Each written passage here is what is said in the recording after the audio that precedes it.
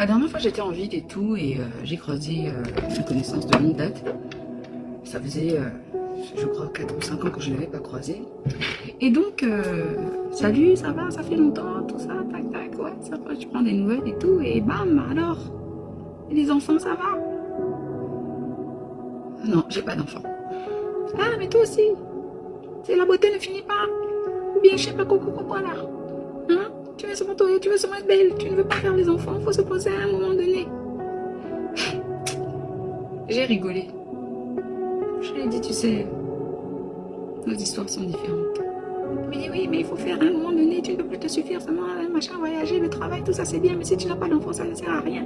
Et tout ça. Je lui ai posé une question, je lui ai dit, est-ce que tu sais pourquoi je n'en ai pas? Il me dit, pourquoi?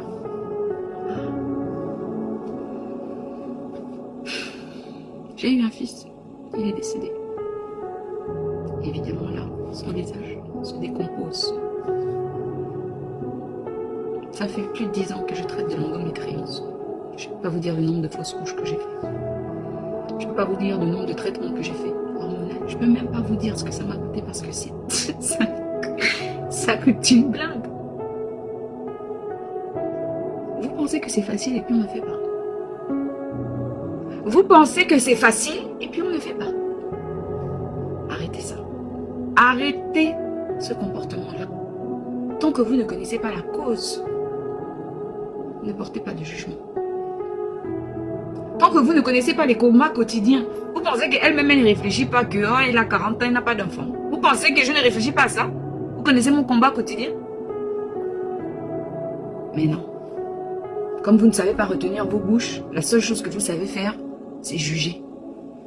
Mais même toute histoire, avant de juger, il faut avoir les deux côtés de l'histoire. Ce que toi tu penses, savoir, et ce qui se passe réellement. Je trouve ça tellement impoli.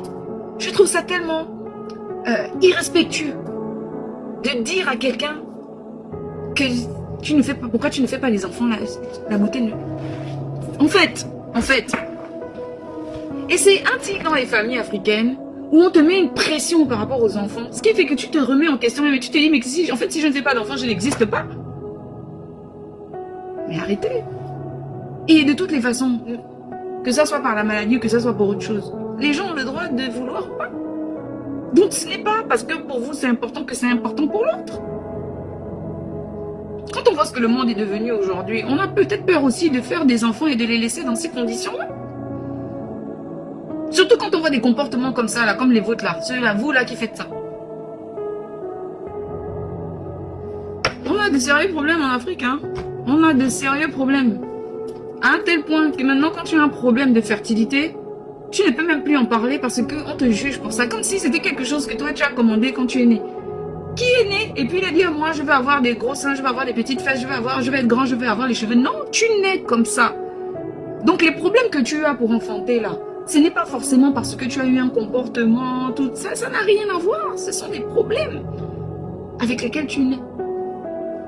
Ou qui se développent à l'âge où les menstruations commencent. Mais vous êtes là, toujours dans le jugement, toujours à rendre les autres malheureux, toujours et des fois même à remuer le couteau dans une plaie que nous-mêmes des fois, on a du mal à fermer. Arrêtez, arrêtez, respectez le choix des gens et surtout pour des choix, pour des choses aussi personnelles. Hein? Apprenez à vous mêler un peu de vos oignons. Salut, c'était gratuit.